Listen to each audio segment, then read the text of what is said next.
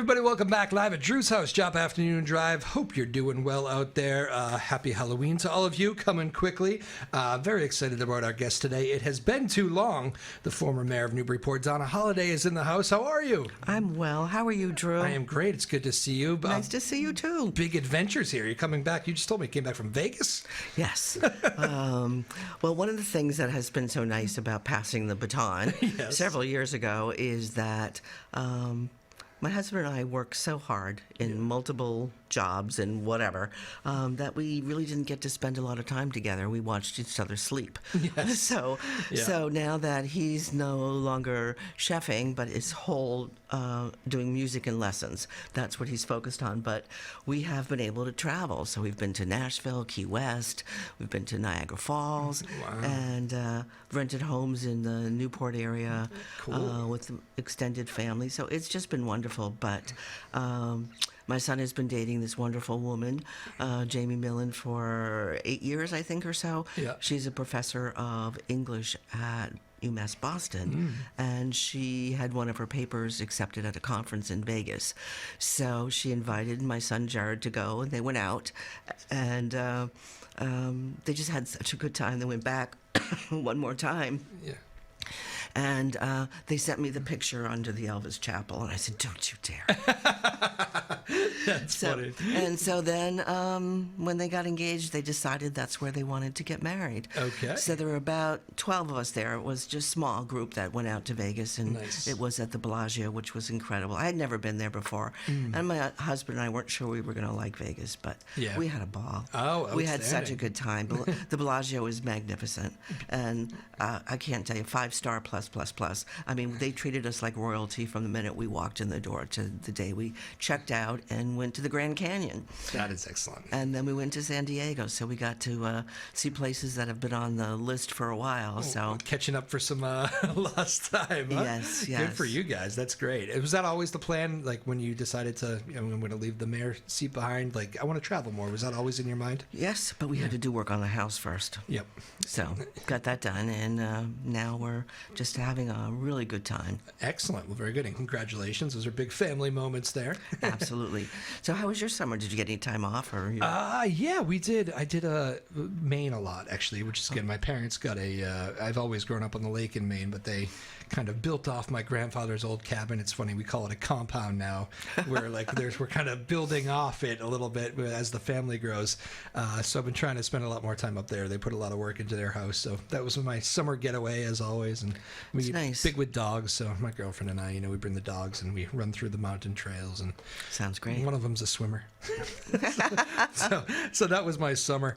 But yeah, it was nice. It was relaxing. It's nice. I always get scared when we start to leave summer because I like fall. It's beautiful. I just know what's behind it, and I'm not a huge winter person. So It depends on the winter. I know. As long as we don't have a winter like 2015. That is true. With that That's the one. Was that 6 feet of snow every? Yeah. It was like every Sunday or something, and we lost the sewer lines in Plum Island. And oh my goodness. that was the worst. 2015 was the worst. Yeah. That's. I mean, that brings as a mayor, you face all sorts of stuff when that storms happen. Is that like a no? When you see that a big storm coming, like. You're going to be criticized no matter what you do, whether it be closing down streets. People are never happy with how quickly plows come down. Like, when you see a storm, do you just cringe and go, oh, here we go, tough week? Well, you have to just sort of roll up your sleeves and deal with it. But, I had a really tremendous crew at DPS, and unfortunately they're all gone now. But they were always there 24/7, no matter what you needed, and they did a fabulous job. I think during winter months. But one of the hardest part was, we had it was then Governor Baker sent because the state was in real trouble with all that snow. Support from Pennsylvania. Oh, I remember that. Yeah. Because we didn't have the equipment to scoop the snow and put it in the dump truck and then take it off. So, but some of the businesses downtown weren't happy. I was like, what do you want me to do? This is I think a gift for us to be able to get our streets back open.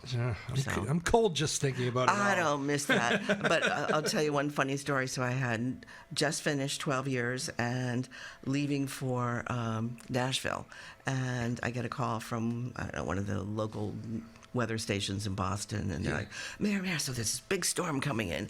What are you going to do? And I was like, oh, I've been waiting a long time to say this. I said, not a damn thing. How'd they handle that? They went, what? I said, you're in the news business. You should know that I stepped away. I didn't run for re-election. I said, you need to speak to the mayor. Yeah, that is outstanding. I'm glad that was not me. That is too funny. Well, yes, you knew it was coming and you had the line ready to go. Oh, I did. That time of year, we get Halloween here coming up. What's your best Halloween memory? Did you enjoy the holiday? I love the holiday because my birthday is the 29th. Oh, and so I grew up being having Halloween parties all the time. In fact, I dressed up on last Thursday. The Rotary did their trivia night, and I came as a bumblebee. So good for you. Yeah. So I love dressing up, and I really enjoy Halloween. It's fun. It is a fun holiday, isn't it? But as you get to this age, you try not to eat as much candy. You know. Yeah, it's hard. I'm not like a big candy person either, but when it's in front of you like that, it's just hard. Yeah, I know. Yeah. Anyway, well, happy birthday! I didn't Thank know you. That. Outstanding. Thank you. Any big celebrations? Are you waiting until this weekend? Or? Well, there's just so much going on, and with the reception at Mission Oak on Saturday, it's my husband and I are going to have a quiet. Nice. We're going to go. I'm hoping I can pick up a new used car is the plan for tomorrow. Wow. And then there's this place in Peabody we like, so go for a nice dinner. There you go. Excellent. Well, very cool. What's the, when you see the, I'm sure you keep an eye on Newburyport politics, or do you not care as much, or somewhere in between? I bet it's... I tried to step away for a while, but then there were things that just emerged that you get pulled into, and, whether it's an ad hoc committee, a task force, or, something you want to really address because you're concerned about it. Yeah. But this past year I've been more involved, but I also really appreciate the fact that this election season we have, I think it was 2 years ago, we had like no competition, and I don't think that's right. I think everybody should be challenged in an election. What did you do? You always felt that way, like yes. Yeah.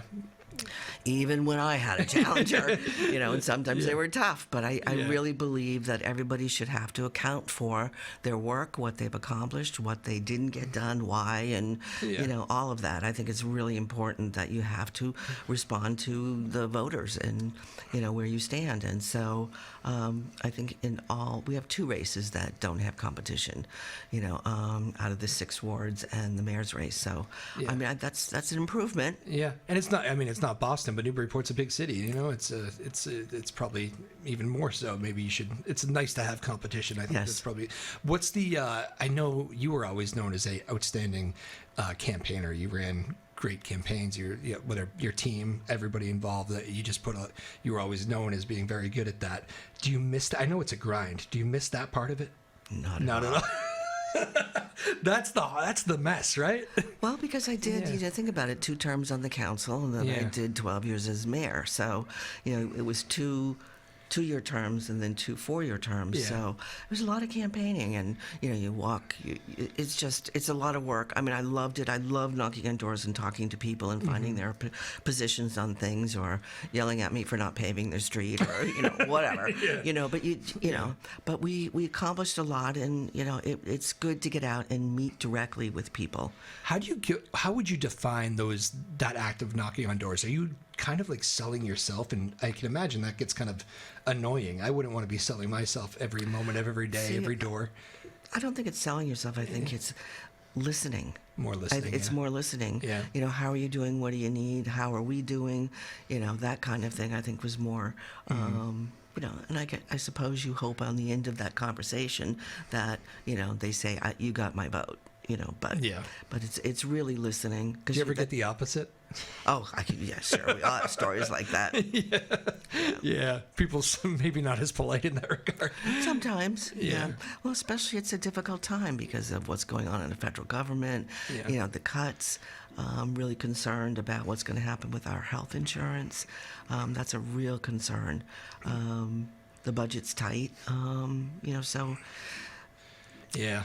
It's tough. It's a story nationwide too. I hear from mayors all over that are dealing with, especially when you have federal issues that are, it seems to be something every day, no matter what side of the aisle you're on. When the government shut down for a couple of weeks, that presents issues. I know SNAP benefits this week are a big problem, and it all trickles down too in its own way, right?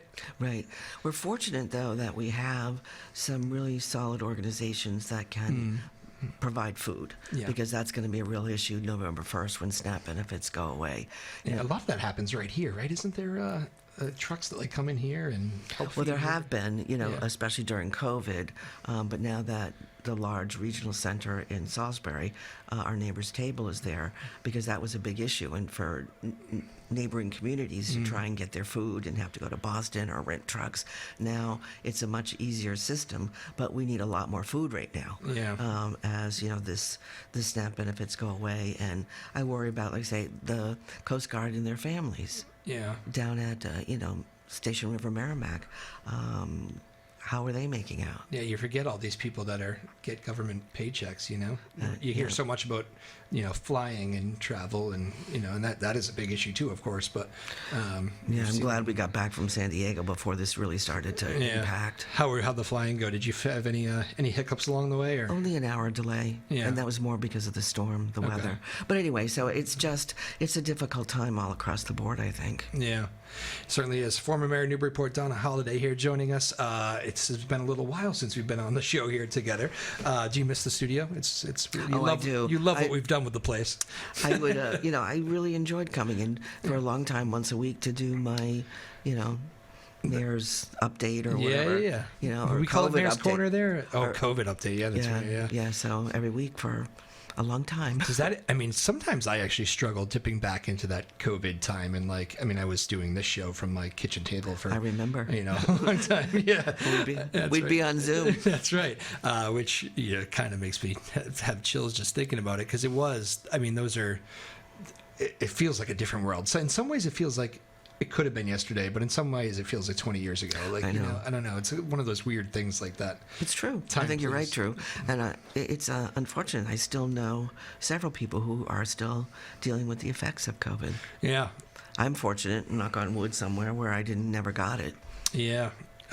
You never had it at all. Wow. My husband did. It was like, put the mask on, go upstairs, and I want to see you for 5 days. No kidding. I'll leave food outside your door. It is funny. I remember washing groceries when we first went grocery shopping. It was bizarre what people were doing, or people. I remember Patton Hill House saying, "Well, we're leaving the food outside in the shed for 3 or 4 days, and then they would distribute it." It was like, this is nuts. It is. Leadership in that role. I don't even know how you lead. There's information coming from all different places.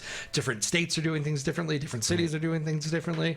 I don't know. I guess in this neck of the woods, maybe it was same page mostly. You felt city to city, town to town. Well, Cassandra and I worked really well together at Mare Cove, and which was important that time in terms of setting up, the clinics for vaccines, and that was really important to try and get as many people, that herd immunity that they talked about. Yeah. And that was really important. And then, sometimes several times a week conversations with Anagix Hospital. What are your numbers? What are you doing? How are your PPEs going? And we had some great companies like UFP out in the business park. They switched from making state-of-the-art soccer helmets to helping with PPEs, the masks and all that stuff. And so, I'm very grateful to all the businesses that stepped up like that. Yeah. And, Nancy Caswell, who's now our president of the Chamber of Commerce, she did a great job advocating for our restaurants, and we were able to finally get some grants from the state to do the outdoor dining. Yeah, she's smart. She came on here. I liked her. Oh, I like Nancy a lot. I think I'm really happy that she took over the chamber. Yeah. It needed, and she's bringing back programs and activities that have been gone for a long time. And a business owner herself in the city, which I feel like that would be helpful. Of course it is. It feels like you can really have the pulse of something if you're in it, right? Yeah. So anyway, yeah, we liked her when she came on. Very informative and all that stuff. What has been the toughest thing transition-wise from you? I mean, you're traveling, you're loving life, you got kids getting married. Has there been anything that's like, oh, it's that part's hard on me. I wish I was a part of that or something? No, I don't think so. No? I mean, I'm doing what, we're doing what we want to do. We've fixed up the house. We, I have now three grandnieces who've been born in Newburyport. They moved up from Savannah, and so because I don't know if I'm ever going to have grandbabies, but it's been nice to spend time with kids and reconnecting with friends and family that I had neglected for years because I just was too busy. Yeah, when time becomes a crunch, you do just lose touch, right? Yeah.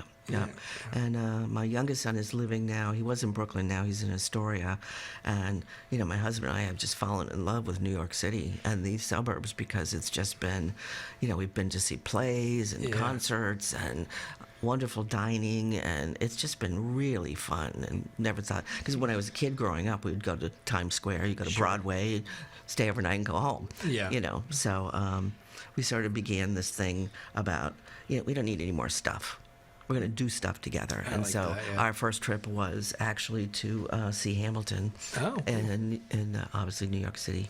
And that was terrific. And that sort of began this pattern once a year where we get together and do something as a whole family. That's great. And of course, for people who don't know, your family is very, very musical. Yes. A lot of live music in your life these days, I imagine? Yeah, always, which is great. Yeah. Any big shows coming up? Or? I'm trying to think. No, because I just... one of the bands, I love all of the music that my husband does, but Mike's Big Swing Thing. So you got a couple people from the Fools and a retired Berkeley professor who plays keys and 12 horns. One of the horns is head of our Energy Advisory Council, and he didn't know he played. And so it's just been, and two female singers, and they did a big show that sold out at Blue Ocean, and that is just a really fun show. Very cool. Yeah. Yeah, the Fools came through North Shore Music Theater a few months back. Yeah, they did. Well, Joe had to make a decision between either staying with the Fools, and they weren't playing much at all, or Beetlejuice, which with Brad was incredibly busy, so he opted to take the jump over. But when the Fool's playing, he's free. He'll go and he'll sit in on a few songs. I guess they're doing a big New Year's Eve show at Blue Ocean, so we'll probably, all one big friendly music community. It's great. It's a fun one to be a part of, isn't it? It is. To meet all these incredibly talented people. This neck of the woods, I mean, I see it just on this show. We bring in a lot of musicians, and it's crazy. I mean, those guys have been able to have careers into adulthood, and, they've made that step. Some people I see put the guitars down in, at 30, 35, 40 years old because... maybe. And then they go to the musical school, Zach drums now, and they come to see Joe and say, "Well, I haven't played in 30 years, but can we start again?" There's that story too, right? Yeah, but it's a crazy business. It is. It's hard. I mean, it's tough, and my son certainly, work hard at it. But my older one, who's got married, he's doing a singing bass concert tonight in Cambridge. He just did at the North Shore Music Theater. He did I can't remember what he did. One of the plays? Yeah, he was in the pit band for one of the plays there. What did they do? They did Rent recently. It was before that. He did, and then he was down on the Dennis Music Theater where he was there and did Anastasia. Okay. And I can't remember. Shark is Broken was also there. The Jaws one this summer. I see the signs a lot because I live in Beverly. So not only do you have to drive by, but I also get stuck in the traffic a lot. We're like right there. So when they're coming in or going, okay, what time is it? No, we're not leaving for another 45 minutes. Exactly. I mean, it's great that they have a police officer to make sure everything goes, but if you're that first car that didn't get through, you're like, all right, 25 minutes here for a little bit. But, anyway, that's a great place. Oh, it is. It's wonderful because I'm so happy that because I used to go a lot with my mom as a kid because I grew up in Marblehead. That's right, and we love the theater, but it was a tent. Yeah. And so now it's nice that it can, stay open 20, to 12 months out of the year. Sure. Do you know, have you met Karen Essembetti? I feel like Yeah. she obviously, you talk about COVID, she had I know, horrible. Scary. The chamber in Beverly had a group of several women, they call women pioneers, and did a panel last fall. And I met her. And we talked for a long time. Yeah. And she's a big fan of Jump Street. She goes to the Berry Tavern. Yes, that's right. I have seen Jump Street at the Berry Tavern. I'm originally from Danvers, so that's the that's kind of the heart of Danvers is right where the Berry Tavern is. So Jump Street is a lot of fun. Excellent band. Yeah, so very good. You're getting out and about, seeing a lot of live music like I am, which is lovely. What about what should people know as far as like where this Newburyport's going as an out? So you're watching it as just like everybody else is now. Right. Do you have any? Do you see I won't ask you to single anybody out, but do you see any politicians, whether it be here or locally, or do you like the way the whole area is going, or do you feel like there's are you seeing young mistakes out there? I am. Yeah, okay. Yeah, I cringed at that answer. I know, but I am, and it concerns me. Yeah. Just things like, the downtown looked like crap all summer. I had my former chief of staff call me and want to know why the weeds are taller than him and the trash hasn't been picked up. So it's hard because you're managing departments and you're down-staffed, you're short-staffed. Everything is short-staffed, isn't it? Yeah, and so it makes it difficult to try and get everything done that needs to get done. Yeah. Do you think we have a worker, it does seem like my coffee in the morning, I won't say the name of the place, but I cringe for those people because they're working like crazy. It's like right. 2 people behind the thing, lines out the door, like people waiting, people angry waiting. It's like somehow you don't understand that there's just 2 people working, and that's probably not their choice. In a lot of places. It seems more and more. I don't know. I don't know what that is. In retail, you do well. It's just people. I don't know. They just don't want to work, or they don't want to work with those kind of jobs. But yeah. I'm not sure. It is. I do see that becoming more and more of a problem, and not just here, everywhere. Right. It's like it's. So you got to get a coffee maker. So yes, but there's there's something about, for me, and I can make my own coffee and yes, probably save money, but there is something about, especially when I get up early and go into the city, I like the routine of stopping on my way and it gives me time to think, and it's just, I don't know. Maybe it's also an addiction to that particular caffeine, but it does. I do like I'm very routine oriented, and I feel like that helps me get through with the early hours, and that stopping for that few moments gives me time to process about what I want to do next. And sure. So my first boss told me about working at 3 a.m. and all that stuff, and people complain about it, and it is hard. But I remember he very unapologetically said, "It's a career choice." Or it's a lifestyle choice, I think was the phrasing. It's entry level life choice. Yes. It's like I was like, well, do you have a 9 to 5?